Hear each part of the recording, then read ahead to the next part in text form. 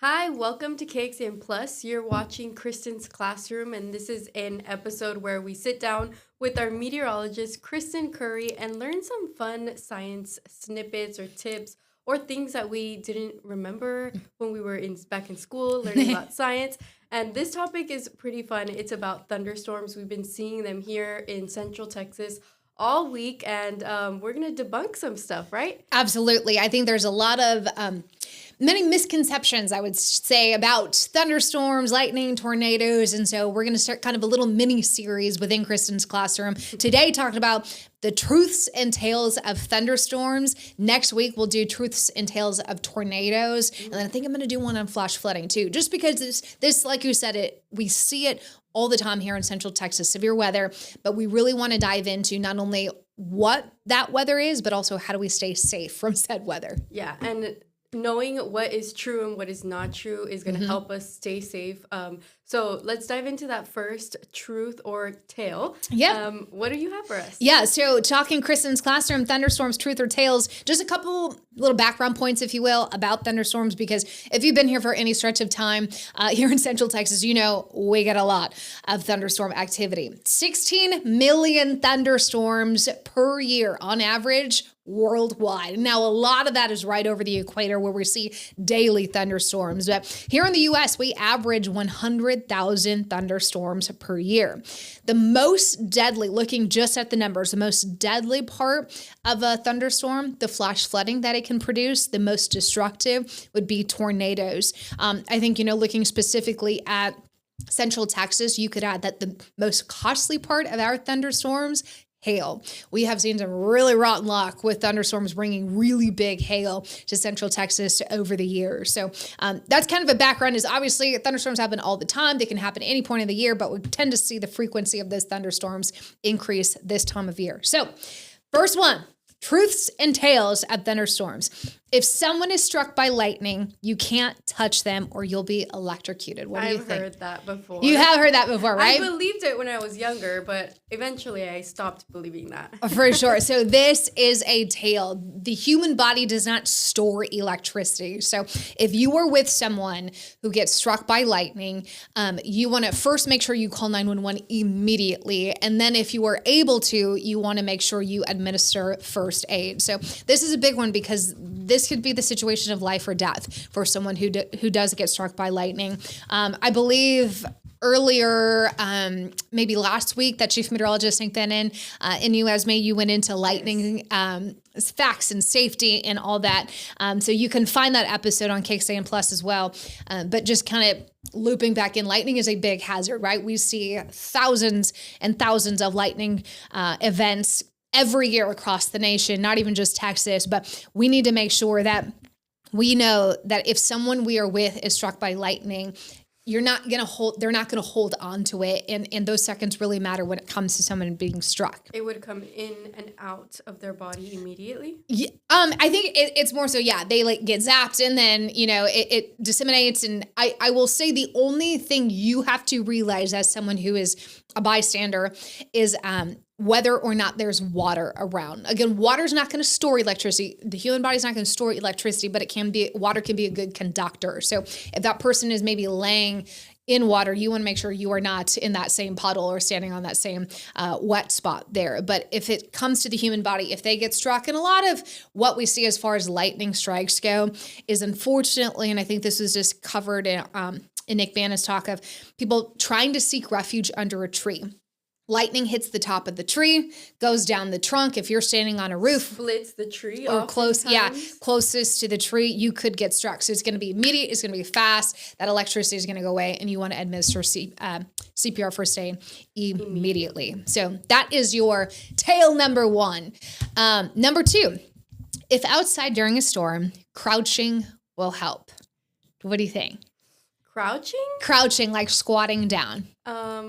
I would say no. This is true, a tale. And maybe it's just where I grew up, but this was something I was taught when I was in school of if you're outside and you're stuck outside and there's a thunderstorm. Crouch? You want to crouch down and put your hands out onto the side, just like this, and spread your fingers. That way, if you are struck by lightning, it goes in and goes to the ground. This is not true. I don't know how I came up with that. Yeah. You can't just crouch down, because we talk a lot about how lightning is attracted to height. It's not attracted to what something is made out of. Lightning is attracted to height. And so if you were the tallest thing outside, there is a much higher likelihood that you were going to get struck. So I think this idea came from, I'll just make sure I'm not the tallest thing outside. I'll crouch down. But really, when it comes to lightning coming down from a thunderstorm, coming down from a cumulonimbus cloud, that 2 to 3 feet difference is not going to make a difference. And if you're out in the open, like in a field, I think Nope. you would be the first thing that the lightning strikes. And they say, there is no place outside that is safe. If you are caught in a thunderstorm outside, the safest thing to do is keep walking until you find it Go inside. Yeah. Yeah, there is no safe place. Not hiding under a tree, not hiding really under anything especially tall. You need to make sure you find yourself a sturdy building. I tell the kids in the classroom, 4 walls and a roof. That it is the only place to be when there is a thunderstorm outside. So and crouching down. It's not even safe to be in a building. That's what Nick was telling me. Yeah, there are the exceptions, and that I would think would be the real unlucky person if you were inside getting struck by lightning. Sometimes in the older homes, there's some cracks, where the wall meets the window that the electricity can come through. A lot of it is and I think maybe I didn't include this in this slide, but I'm sure y'all covered it. Showering during a storm. If your home has plumbing and those pipes are exposed on the outside, like if they come back out of the ground or garage or whatnot, and electricity hits that from lightning, hits that plumbing outside, metal is a good conductor. Wow. So metal can transfer that electricity inside. Metal and water, good conductor. So if you were standing in the shower underneath that water, underneath the water that's coming out of the metal pipe, you can get struck by lightning, struck by electricity and electrocuted. So Kristen, I am never showering in a storm. You just scared me. It's one of those things, and that's why I'm kind of talking about, because I think we know these things, but we don't know why. We don't know why we're told, to not stand under a tree or to not, shower in a storm. And that's literally the reason, is because sometimes if those pipes are exposed outside and they get struck by lightning, anything inside that's surrounding that could potentially get, carry that electricity and electrocute something. Same thing with, which is a little bit more realistic and something we see a lot here, is power surges. If lightning hits a transformer, a power pole, or whatever, and you see a big power surge, that can damage appliances and equipment inside your home, which is why surge protectors are very important, especially for your very expensive equipment like computers and such. You want to make sure you have a surge protector, because lightning, if that does strike a transformer, send a power surge into your home, you want to make sure that nothing inside is going to get burned by that. Yeah, my sister-in-law's mom, last or 2 years ago, there was a transformer hanging like over the roof of her house. During a storm, it got struck and the whole house caught on fire. Oof. Yeah, that breaks my heart to think, because there's nothing you can really do about that. That's what's so... You just got to get out. Like these lightning fires, are tough, because sometimes it strikes in your roof in the right way and it catches on fire. We cover these lightning fires a lot in the roofs, but as far as, power surges and the potential damage that could come with it, those surge protectors do help. But yeah, it's one of those things where we tell you to be inside, and I think 99% of the time you're going to be safe inside during a thunderstorm, but there's always the 1%, right? There's always a chance. Lightning never strikes the same place twice. This one I learned with Nick that this was not true. Correct. It is a tale. Lightning actually strikes the same place twice, and it's more frequent than you would think, especially for some of those taller buildings. The Empire State Building, I believe, it's struck, as I looked up, 25 times per year on average. Wow. Yeah.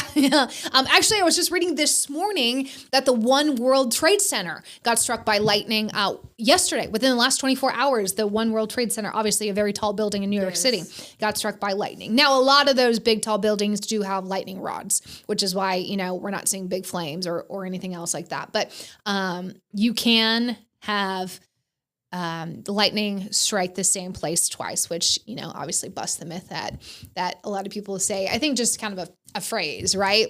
Yeah. But unfortunately not true. Not true. Do you know if any of our buildings here in Austin have been struck by lightning? Well, I'm sure. Some Yeah, I would think they would have to, right? Probably Austonian. Yeah. That new water line that they're building, the tallest building in Texas, I'm sure that's probably got a pretty significant lightning rod on it. But there are different precautions that they can take for that.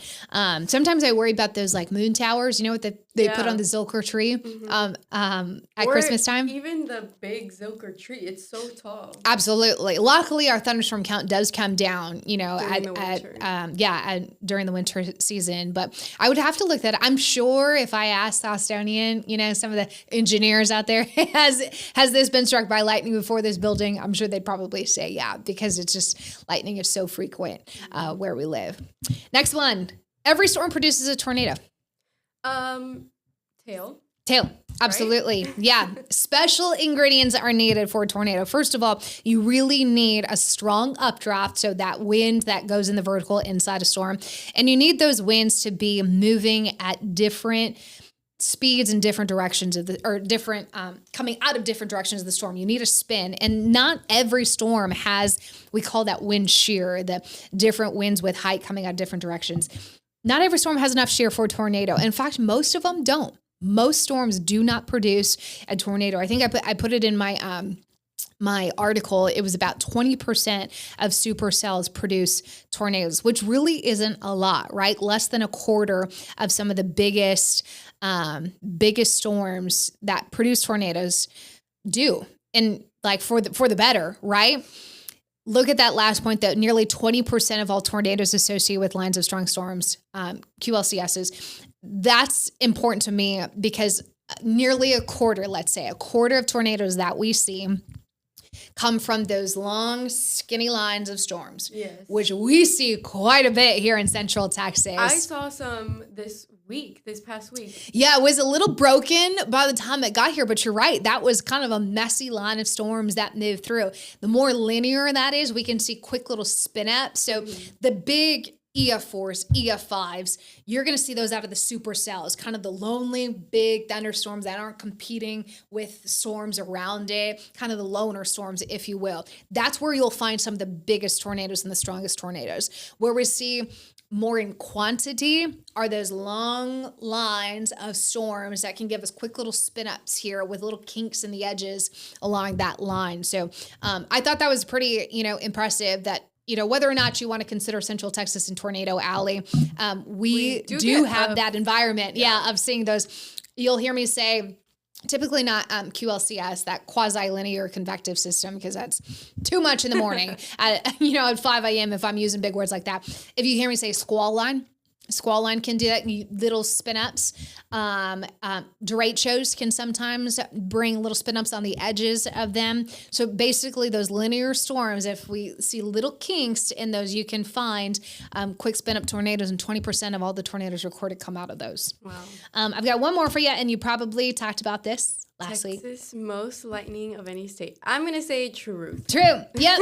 I mean, we've got a pretty good footprint here in the United States, when it comes to the land that thunderstorms can move over. But yes, new data from our partners over at Vaisala put out that last year, Texas came in on top for the most number of lightning events. There was over 47 million lightning strikes recorded. Now, when it comes to density, Florida is actually number one. But as far as just plain old, how much lightning are we seeing? Texas is coming in on top for that. I have a few that I want to ask you. Oh, okay. And maybe you can help me. Hopefully. Them. The number one I asked Nick, I don't remember where I heard this, but I remember always hearing, if you get struck by lightning, you get a white strand of hair. I would say that's false. I'm pretty sure it's false, but or a tail, yeah. Why would that? I know. I don't know, because your hair doesn't magically grow, Just you know, grow a white like it, are strand. you, maybe like people think it gets like fried, but it wouldn't just be like one little piece of your head that gets fried, you The know? whole head will Yeah, probably be like fried. I tell the kids, I'm like, being struck by lightning, it's more so internal damage. Like, sure, you can maybe get like a burn because it's hotter than the surface of the sun, a lightning bolt. Yeah. But it's your internal organs that get damaged when you get struck by lightning. So I would say that one's probably a tale. I don't know if you're gonna get, you know, the frozen honest, right? But it would be a story to tell if you did. That would be crazy. The next one is if it's not raining, you're safe.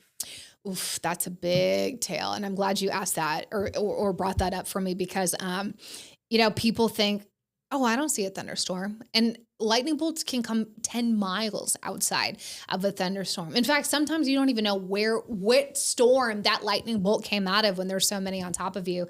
But yes, you can get struck by lightning. We'll call them bolts from the blue. Lightning can come 10 miles outside of a parent storm. So even if it's not on top of you, even if it's not raining, you can still get struck by lightning. Now, if you've got like a blue sky day like today, Yeah. it's not going to happen. There's got to be a storm nearby, right? Within 10 miles. But you don't have to be directly underneath it to get struck. That's so scary. I know, it is scary. My last one is metal jewelry or objects attract lightning. That is a big tale. Big tale. Like I said, lightning is attracted to height. Metal's going to be a good conductor of it. Like this bracelet is not something you'll find me wearing in a thunderstorm. But lightning is looking for, I tell the kids, lightning's lazy. Lightning inside that cloud is looking for the shortest trip it needs to make from the cloud to the ground. And if you are the top of your head, the shortest trip, guess where that bolt is going, right? Straight to you. But and I'm sure y'all talked about it too. There's that separation of charge within a cloud where the little positive electrons float to the top, little negative electrons float to the bottom of the cloud, and those little negative electrons are looking for their partner, that positive electron down at the ground, and you see the buildup. It's why if you're ever outside in a thunderstorm, hopefully you're not, your hair starts to rise on your arms. Yeah. That means those negative electrons are starting to interact with some of the positive electrons in your body, in your skin, and you are way too close at that point. Static hair, same kind of thing, right? Positive electrons trying to get closer and closer to that negative electron. Don't do it. You got to be inside. There are signs. There are certainly signs, but most of the lightning injuries we see are unfortunately, I think, people who do get caught off guard, like they didn't realize how quickly that thunderstorm was forming, or sometimes even like motorcyclists. If you're next to a guardrail and lightning hits a guardrail on one side, metal good conductor goes all the way down, and if you're standing next to that guardrail, you could get struck. That is so scary. I know, it is. And like I said, thunderstorms, lightning is so prevalent in a thunderstorm. That's what makes it a thunderstorm. If there was no lightning, we call it a shower.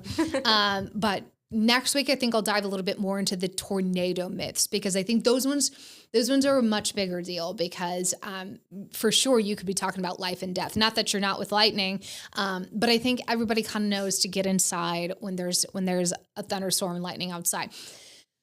When it comes to a tornado, you know, the hiding under the overpass, those things can take out a whole city. Yeah, and it's tough because we can give you an idea of a thunderstorm is coming. You know, sometimes we don't get a good heads up that a tornado's inside that thunderstorm.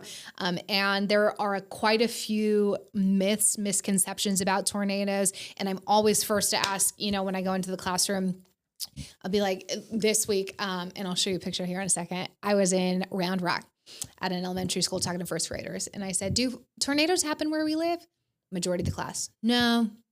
Because they're so infrequent. Rock. They're so infrequent that, you know, these kids were first grade, 6, 7 years old. We haven't talked about a lot of tornado activity in their, you know, memorable lifespan. Those who were here in 2022 remember, right? 4 years ago when we had the EF2 tornado go through Round Rock. They're so infrequent that I think sometimes we lose sight of the fact that there are a lot of Central Texans who have not experienced a tornado event here. The hill country is another one, right? Tornadoes don't happen in the hills or the mountains. They sure can. tornadoes go where the thunderstorm goes. Yeah. And if you got a thunderstorm in the hill country, always out there. Exactly. Yeah. You can certainly see a tornado out there in the hill country. In fact, my very first tornadic event when I first moved to Austin was tracking a tornadic storm out in Gillespie County that moved into Blanco County. So it can happen. I promise you. But there are, like I said, my goal here is education and to teach. So that way, you know, next time if you, for whatever reason, get caught in a thunderstorm, you know, I'm not going to hide in the tree. I'm not going to hide in the dugout. I'm not going to crouch. I'm not going to shower at all. I know, right? Let's do that ahead of time. And I think a lot of people just think, oh, well, sometimes the power goes out. No, the power can surge and it can cause some damage inside if we're not careful. So invest in the power outages. Make sure you're checking the weather before you go outside. And, you know, it's just part of living in Texas. Yeah, and download your KXAN weather app so that you're prepared. Yeah, we have those lightning alerts on there too. I know sometimes that can get annoying. This past week when we were talking about an overnight severe storm event, if you go into the KXAN weather app under the settings and it gets you the notifications, if we're expecting overnight storms, you don't have to have the lightning alerts turned on. You don't have to have the precipitation alerts go on because that's going to go off every single time, right? Just do the flooding and tornadoes.